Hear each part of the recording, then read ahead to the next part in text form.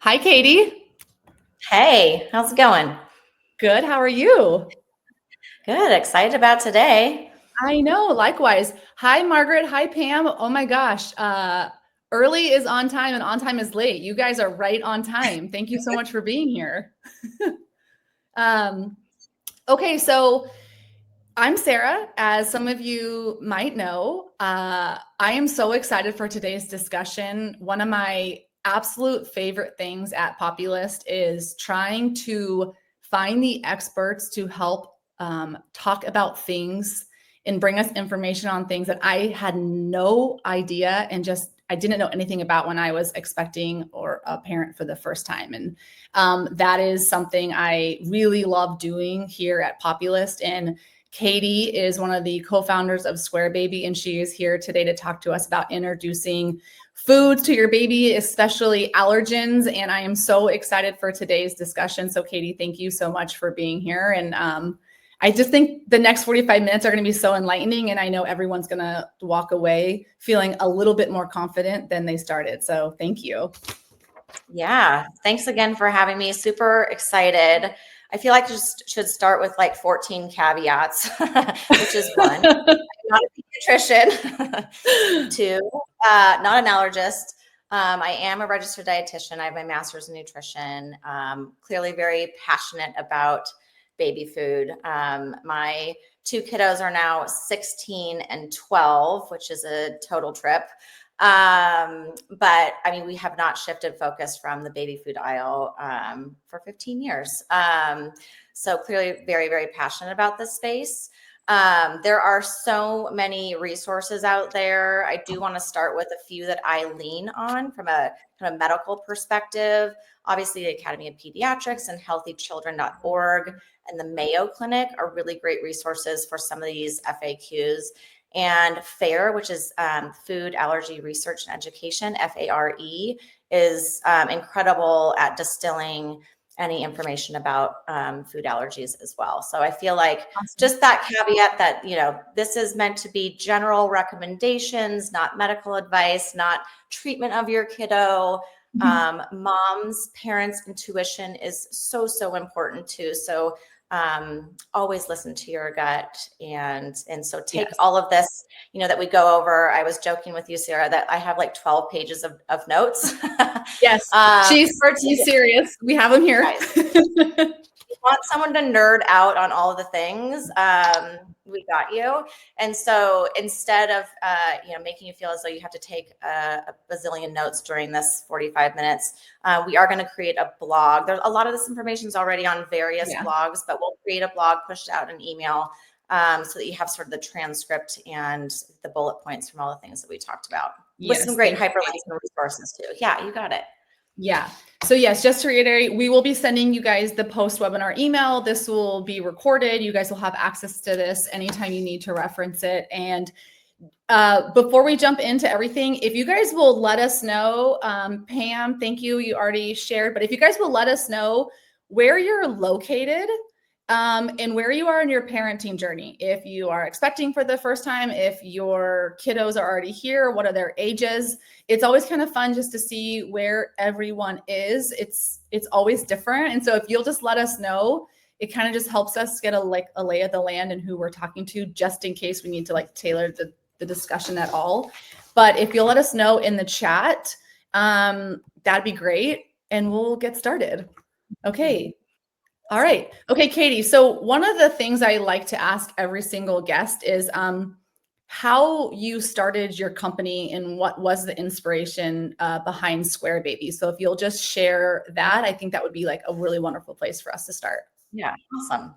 So I mentioned that I'm a registered dietitian. I was always interested in pediatrics and actually thought that I would go into the clinical route after graduate school, but ended up getting a job at Starbucks right out of that program, and ended up being their first nutritionist there and helped, pave the way for healthier options. This was back 2004. My goodness, 20 years ago. So I became very, very interested in how a dietitian could help within the food industry and make changes in healthier options. But 2008, had my first baby, was a very overwhelmed I think every mom is overwhelmed, whether you're working outside the home, work inside the home, just surviving all of the things. But my schedule was nutsos. And while I wanted to be able to make my own baby food, I definitely needed the convenience of store-bought food, and cruised the baby food aisle and essentially was like, WTF, why is no company helping me out? And if this is overwhelming for me to figure out, has my baby gotten enough veggies and fruits and whole grains and protein today? And what's really in this jar or this pouch?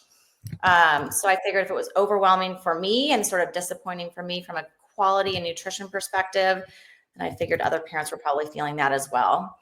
So I left Starbucks in 2010, which is, at the time was very much a dream job. And I was having a blast, and I really just couldn't put this idea down. This fire started in me to make changes within the baby food industry. And so off I went and tried to figure out what truly would be a solution. So I really wanted to remove that anxiety of, how many foods, how many pouches, how many containers, how many servings of each thing does my kiddo need in a day to make sure they're getting what they need, and how do I help them to become an adventurous eater, give them the textures and the flavors and all the things, right? So I tried to really remove the guesswork. And so for me, that meant developing the square meal system.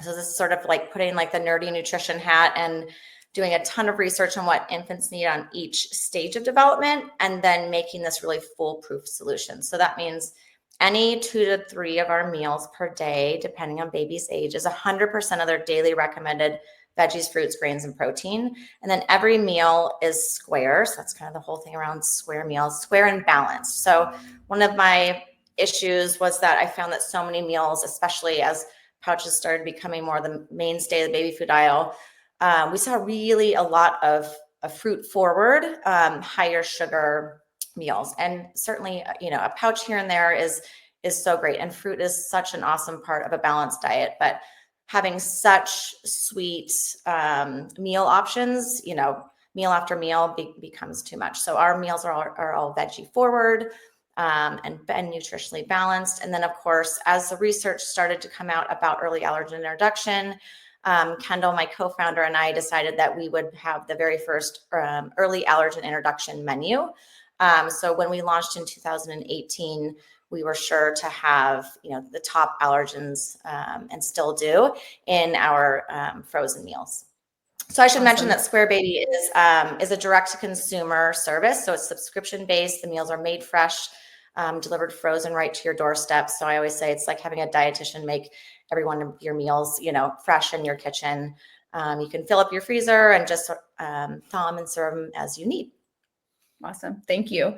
Okay. So I feel like there's so much information out there, especially as it relates to allergens, which is going to be like the meat of our discussion. But before we jump right into the allergy discussion, can you just help us level set on, since there's some new parents in the chat and on the call, can you help us understand when is a baby ready for purees or foods? Is there a specific time?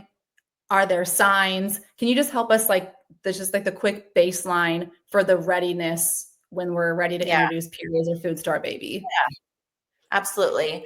I think with any of these, I feel like this is, again, the sort of the caveat that goes along with probably every milestone and every decision you ever make for your baby, that listen to your own your baby's cues, their readiness. When your friend's baby might be ready, might be different from when yours is. When they walk, they talk, all the things. So don't put too much pressure on yourself to have it happen at, some exact moment in time. That said, there are some signs that we know that pediatricians look for. So that's one, that they have doubled their birth weight. So it's about 13 pounds or more. They can sit in a chair or a feeding seat with little or no support. They can hold their head up, makes sense, with good head control. They can move the food. This sounds kind of silly, right? But they're physically able to move the food from the spoon or from their hand or whatnot, from your finger to the back of their mouth. So making sure that from a motor development perspective, they're ready to move the food to the back of their mouth. If they're spitting it out, it might be because they're not physically ready to swallow, right? and that they're just showing interest, right? This is part of those babies' cues. They're staring at your food. They're obsessed with what you're eating.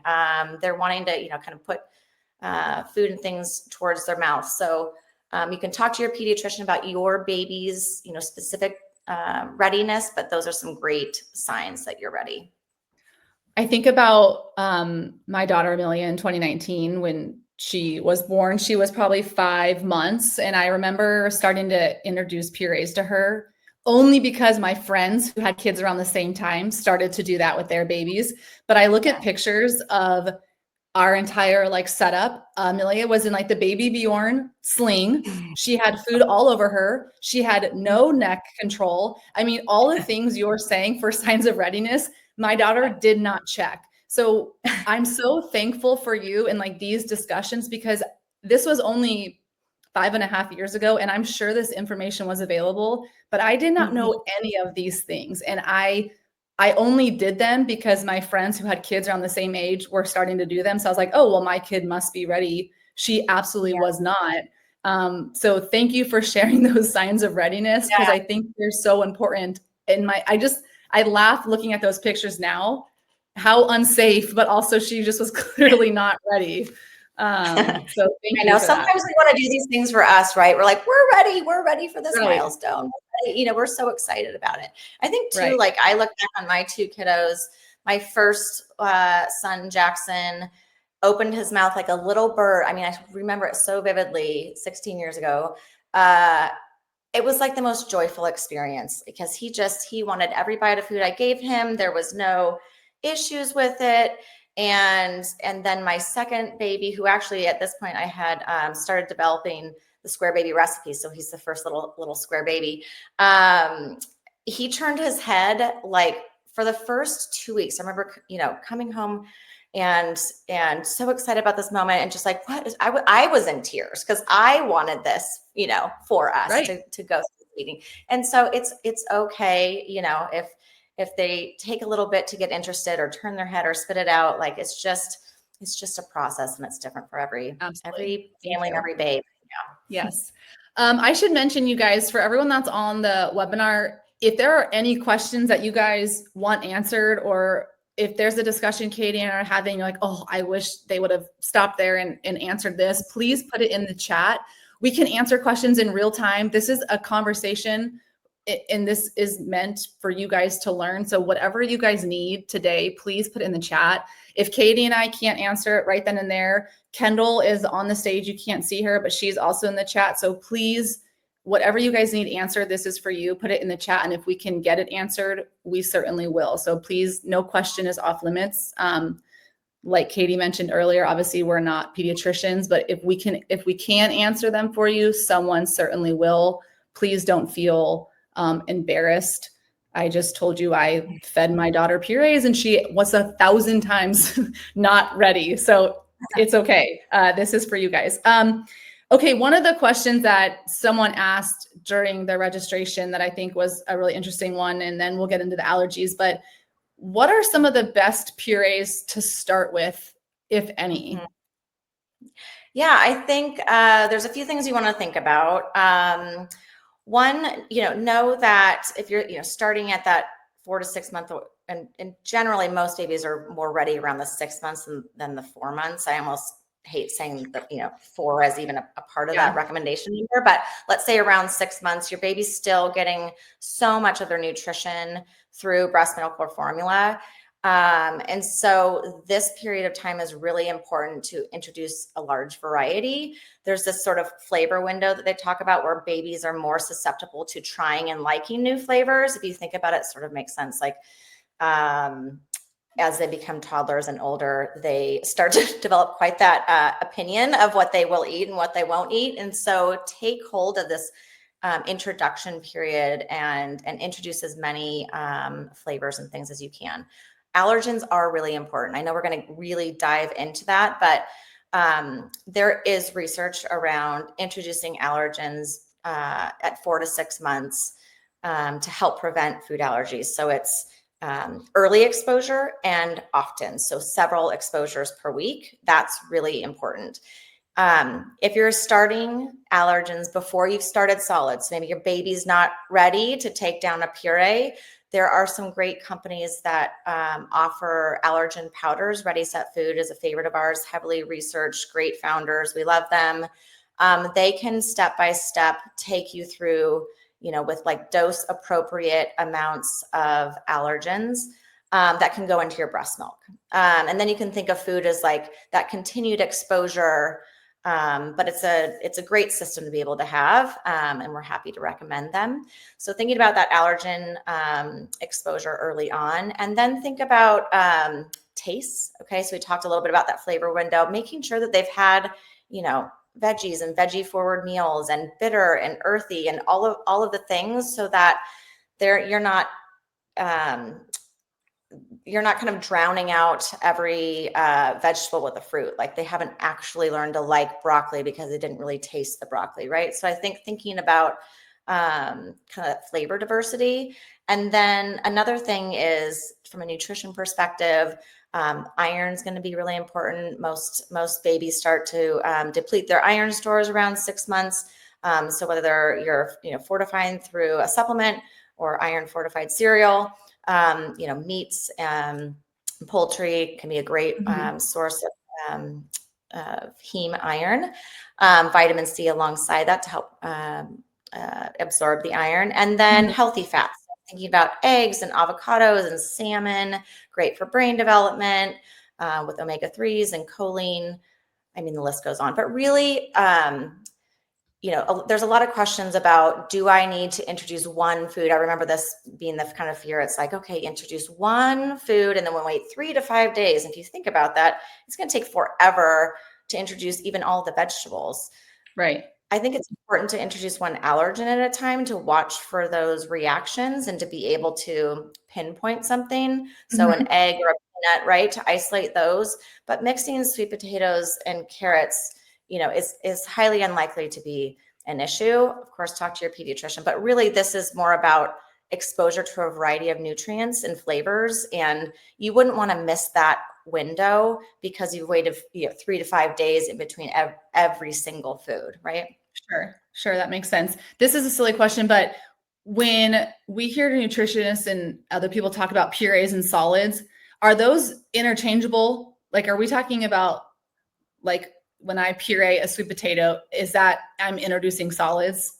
Like, the term solids and purees, those are like same, right? I know, it's sort of funny. I don't feel like we ever, again, this is dating myself to 16 years ago. Clearly I have an issue because I keep saying that. Maybe I'm feeling my age a little bit.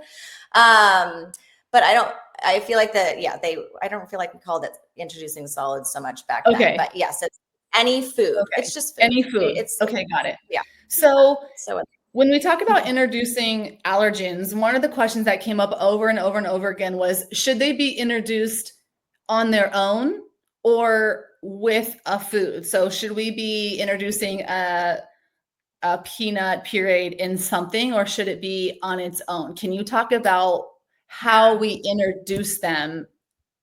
I guess that's the question. How do we introduce them?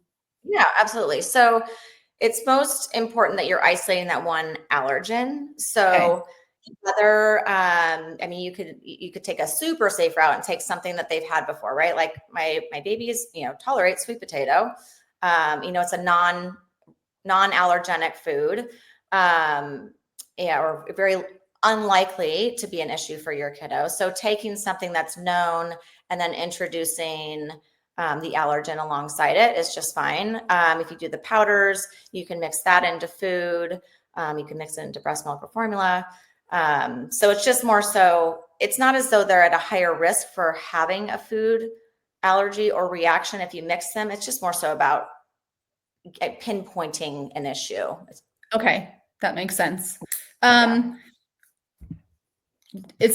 there any questions that you're seeing here, Katie, that you want to address before I move on to some of the ones that are like that I have printed? There's quite a few. Okay, yes. I haven't been reading them. Margaret's is kind of first. Like, how about egg powder or just try whites first? Do you have an opinion about that one? The egg powders, oh gosh, I don't want to overspeak because I know that if it's an allergen introduction powder like Ready Set Food, I Okay. trust that because I know that they test for the level of proteins, right? It's very specific. Okay. Her follow-up is this is a known allergy. Okay. You haven't tested. I would just honestly, I would, if it's a known allergy for your kiddo, not just within the family, I would talk to an allergist about potential like immunotherapy. There are ways in which once an allergy has developed, they can recommend various types of immunotherapy that help to kind of desensitize or introduce that allergen over time. One of my son's best friends had this, and I remember him bringing over, he'd put 2 grams of, certain foods with this, anyway. So there are allergist professionals and allergy professionals that can help you with that specific therapy. Okay. Thank you. Yeah. Margaret, let us know if that's helpful. And then Kendall, if you have anything else to add, please do. Okay. So how does a parent know whether our kid has an allergy before we introduce it? Would we? Yeah. Or that's just something we're going to sort of figure out as we go, which again, like it can be kind of scary. So how do you talk to parents about that specific topic? So I think it's important to know that, babies are not born with food allergies, that they do develop over time. So that's why it's so important to introduce allergens early and often to help prevent food allergies. Doctors are still kind of honing in on all of the risk factors, but they do know that having a family history of eczema, asthma, and food allergies does increase the risk of your baby having an food allergy. Eczema is one of the earliest markers of an allergic person. So up to 40% of babies with moderate to severe eczema also have food allergies. It's not anything that the mother does when she's pregnant or breastfeeding or anything else that the father does, but you just may inherently, become susceptible to being allergic. There's also, delaying allergen exposure, right? The whole reason why we say introduce allergens early and often, because the delaying of can help increase the risk, or not help, but can increase the risk. That's not a help.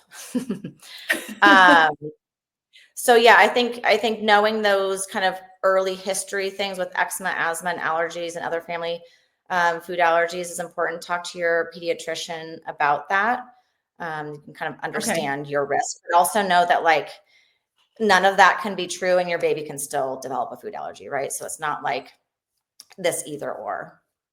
I also kind of like to know that everyone can take a deep breath. I'm not sure I knew that you said babies aren't born with food allergies. So I feel like everyone can take a deep breath because that's like a very big relief. I don't know if I knew that. So hopefully that gives everyone a little like, oh, okay, my baby doesn't have a peanut allergy right away. We're all going to be okay. That's exactly right. It's still, of course, it's like, it is the scariest gosh dang thing. Regardless, that fear is so real, but I think what we should also feel is so empowered that now there's so much research behind, especially peanut, egg, and milk is kind of where they started research-wise, and then they've sort of just, expanded the recommendations around that research. But knowing that you can help prevent the risk by up to 80% by introducing early and often. And they found that in these studies, and I will link to all this stuff in the blogs as well. But if you just do it once, it's not enough. And in fact, babies don't have they don't develop an allergy, or they don't have their reaction on their first exposure. You might think it's their first exposure, but it could be that they exposed it through the skin or something else. And in fact, sometimes allergies can be delayed, right? You've probably seen this in friends where it's like, they were fine for the first 10 years of their life and then developed a food allergy. So, that's so interesting.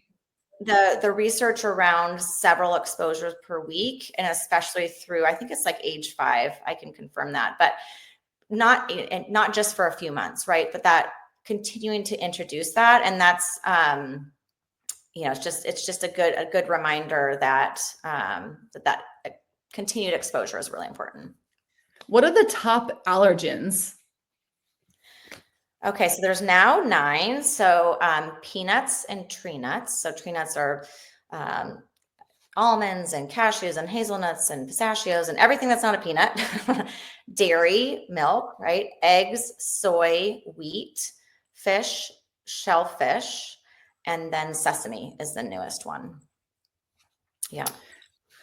I have I think I shared on the chat, but I have a 5-year-old who was she just started kindergarten in August, but in her last Montessori class she had there were some kids with allergies, a tahini, peanut, soy, and one other allergy, and egg. So it was so hard coming up with lunches to send with her every single day.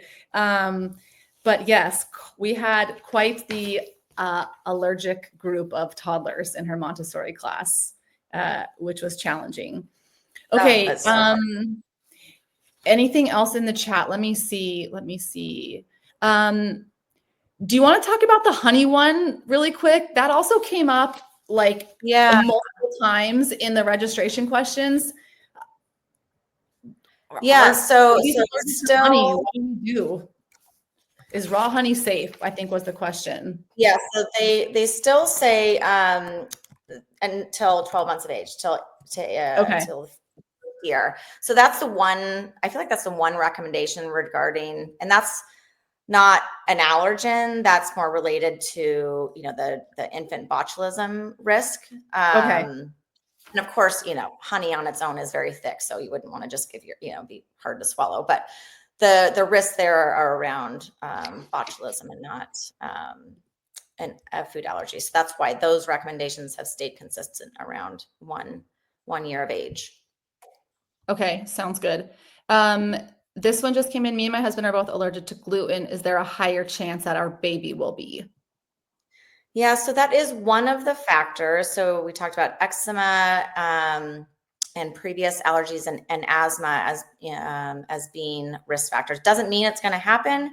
And whether it's an allergy to gluten or an intolerance to, there's obviously I'm also intolerant to gluten. I totally sympathize and have had to completely remove it from my diet, which is so not fun. But if it's a true allergy versus an intolerance, they will be more at risk for food allergies. So just talk to your pediatrician about that. Yeah, great question. So we've introduced allergies. Oh, sorry, let me see. Before the one we tried a few times. I'm loving all the questions. Okay. Thank you, guys. I know. This is awesome. Yeah. And thank you guys for chatting amongst yourselves and sharing, helpful tidbits amongst the parents. It's always fun to see. Okay. So we've introduced purees or solids, interchangeable terms. We've introduced food, however you've given it to them. We've chosen allergens. We've introduced those to our babies' diet and weekly meals. One of them, my daughter is having a reaction of some sorts. How do I know that she might be allergic? What are some signs I need to be looking out for? Yeah, these are great questions. Again, so many resources on AAP, FAIR, Mayo Clinic. But if you think your child's having an allergic reaction, it's important to, this sounds obvious, right? But stop feeding them that particular food and seek medical advice from your doctor. The symptoms range from tingling in the mouth and the tongue and throat to difficulty breathing, hives, vomiting, abdominal cramps, and diarrhea. You can also see red blood in their diaper, which could be a sign of allergic colitis, which is a type of milk allergy. But obviously the most severe allergic reaction is anaphylaxis, which is such a scary term. It's such a scary thing to even think about. But if your baby has trouble breathing, a swollen tongue, becomes flushed, is wheezy, don't drive to the hospital, call an ambulance. I know it's so scary, but realizing that there are a range of reactions. I mean, everything from, I remember being freaked out every time my baby just, threw up. And sometimes you realize, oh, they threw up because they, they had too much breast milk and then overfed or whatever, or they have a quick little virus. So I think we're so aware of food allergies right now, which is so great. But I think making sure that we don't sort of self-diagnose that it was an allergy. And if you have those symptoms, speak to your pediatrician about them so that they can help you really understand what's happening, because it would be terrible to take a food out of their diet that you don't have to, right? So again, the most common food allergy symptoms are the tingling, itching in the mouth, hives, itching or eczema, swelling in the belly pain, diarrhea, etc. And then the signs of severe reaction are difficulty breathing, loss of consciousness, noisy breathing, fast pulse. They're pale, floppy, tongue is swelling of the lips, eyes, and face. So this is not medical advice. This is mom advice as a dietitian, as a, person obsessed with baby food and baby nutrition. But like anything, listen to your own instinct as a mom. And if there's any question, call 911. That's what I would say, right? Don't overuse that, obviously, but if they are exhibiting these severe reactions, because food allergy symptoms happen within minutes, this is not like, very seldomly are they delayed, but usually it's a few minutes to 2 hours. This is what we're seeing with symptoms. So that's kind of another thing. If you see it the next day or you see it several hours later, it's likely an intolerance to or something unrelated to an allergy. It's very seldom that they're delayed beyond that, the minutes to 2 hours. Okay. So if we're seeing an allergic reaction and your mother or parent intuition is telling you it doesn't seem really severe, are you able to share how many days in between or weeks in between we should wait to introduce that again? Yeah, that's a great question. And I probably would just lean on, depending on the type of reaction. I mean, it could be a GI upset that your pediatrician says, hey, we need your gut to have time to, I just think about, like, imagine when you have food poisoning or something, right? And your GI system's so inflamed and annoyed that you're going to go on a really simple diet, right? So I would definitely talk to your pediatrician. I think, now we all have phones with us mostly all the time. I think I now, not related to food allergies, but if my son is sick and has certain symptoms, like if I want a pediatrician to hear what his labored breathing sounds like or something, I take a video of it, because there's nothing better than in the moment having that to kind of look back on and share. But again, if it is those severe reactions, don't hesitate to call 911 if they're losing consciousness, if they're pale, if they're difficulty breathing, etc. Don't wait to call a doctor or wait for a call back. Just call 911. Yeah. Okay. I guess my naive brain, as if I'm thinking about this from a very new parent perspective, is, okay, my 5-month-old daughter just had a very minor allergic reaction. I'm going to wait 3 weeks, give her half of that allergen again, introduce it again, hoping she doesn't have an allergic reaction again, so that maybe she doesn't become allergic to that food. I'm trying to put myself back in that place, because in my brain, I'm I want her to grow out of that allergy. Is that something I can make happen? Or is that just something that her body will do on its own over time? That is an awesome question. I really feel like I don't want to misspeak on this one, because I feel like, right. Obviously we know that continued exposure is important to help them build immunity. That said, if they have an allergy to that food, then you'll want to seek care and talk to them about potential immunotherapy. But that's very different than taking it into your own hands and saying, well, I think they have a food allergy to this, so I'm going to keep stop if they making them allergic. I know.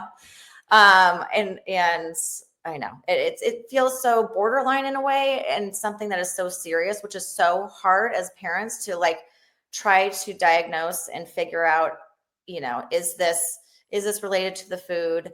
Is this an allergic reaction? Is it something else? Take tons of Yeah, it's notes, tough. get an iPhone video, all the things, and talk to your pediatrician. But at least now we're asking these questions where I feel like,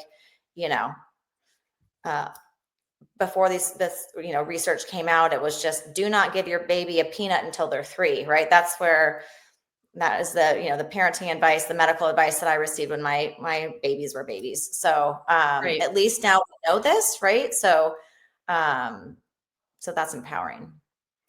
In sort of like your world, have you seen that babies do grow out of allergies over time?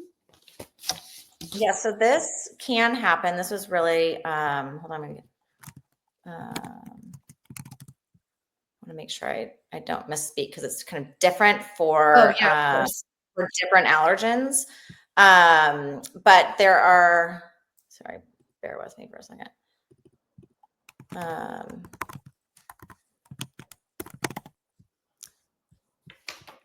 Certain allergens or certain food allergies like peanut and shellfish are more likely for them, to be like more severe, and for them to be more lifelong. Okay. Whereas food allergies like egg and milk, they're more likely to grow out of by the time they're in elementary school. So that's Okay. encouraging, right? That's To know that positive. like not every food allergy is is something that they'll have for life, right? So important to know too. I kind of mentioned this before, but that allergies can be triggered at any age. And so to continue to just look for those symptoms, they might have been successful at having, tree nuts for a very long time. And then all of a sudden you're like, why are almonds an issue? Or, why is my little one having these reactions? But the peanuts and the fish typically manifest earlier in life and last longer. Okay. Whereas the milk and the egg are more likely to be outgrown. Awesome. All right. Thank you for that. Yeah. I'm just curious, what was your favorite way as a parent to introduce allergens, if you can remember? What were some things that you did? Well, it's funny because remember, my littles were so long ago that this was the do not give them these things Till they're 3. until they're 2 or 3 years old, right? So I just remember being so freaked out. Also, like as a science-based person, and doing a lot of research in my life, I was like, this doesn't really make sense. Like, why at age 3 is all of a sudden my baby's GI system and immune system ready for peanuts? Like, what is so magical? And also, you've been so afraid of this food for so long.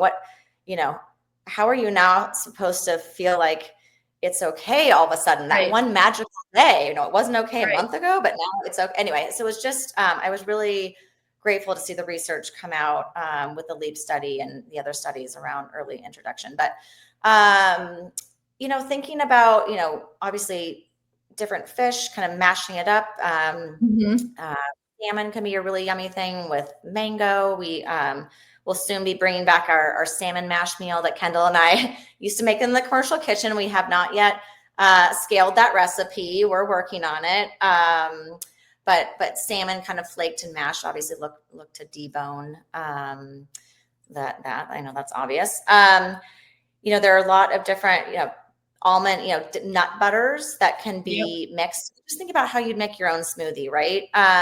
Just start with there are doses around early introduction that are important. So there's research around peanuts specifically, where they say 2 grams of peanut protein, so not peanut butter, 2 grams of the protein per day, and 3 times a week is sort of that efficacious dose. So just think about start with a tablespoon, kind of peanut butter mixed into something, or even start a little bit smaller. That's just fine. And then gradually increase. But it's not as though they need to have some, you don't want to give them some large dose of whatever it is.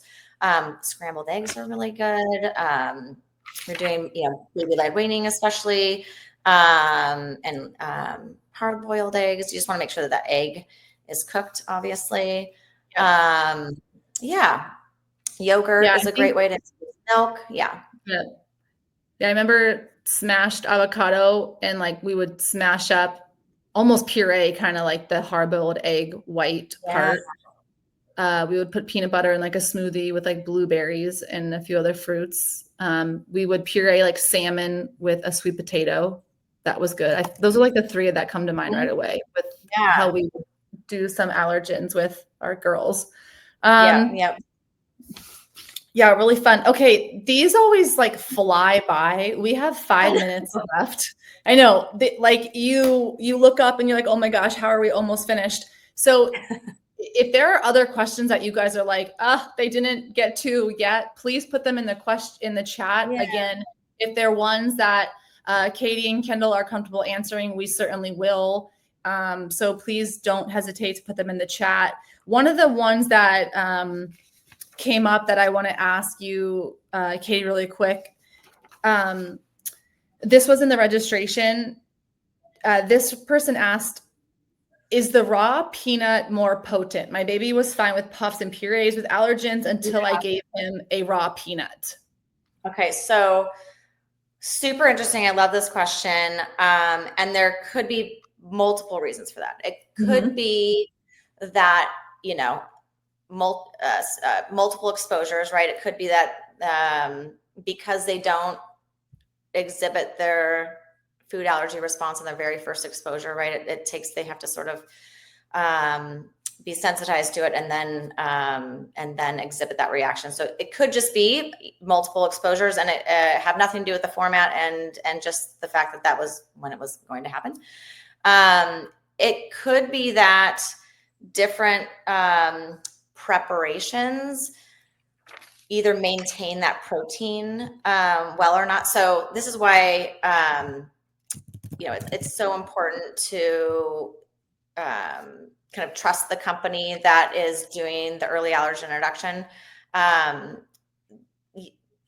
Different proteins can be denatured during different cooking processes. I don't want to call any things out that may or may not work, but it could be that if something was, baked for a very, very long time into a puff or something, that protein is less kind of like bioavailable or less present because of the cooking process. And so that raw peanut butter, or that has not been cooked in any way, right? Could have a higher level of the protein, of the peanut protein within it. So I know this is super general. I'm not trying to be too prescriptive, but just sort of thinking about, the various ways that you can introduce. And certainly a raw peanut butter, is going to be more potent than something that maybe was baked for a longer time. Yeah, that makes sense. Okay, thank you. And then this came up a few times too in the registration questions beforehand. And then I think someone asked it earlier, but I think it's really important, especially for the people online that are expecting.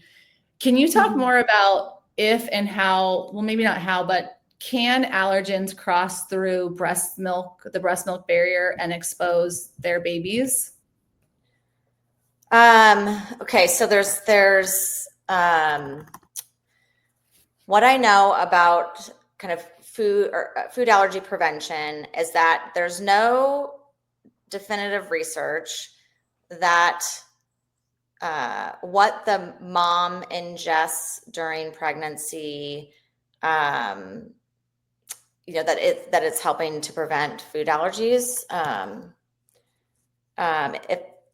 So this is from one of the research studies that I read. So it says nothing about what the mother has done when she's pregnant or breastfeeding or anything that the father does. It just might be they might just be inherently susceptible to it.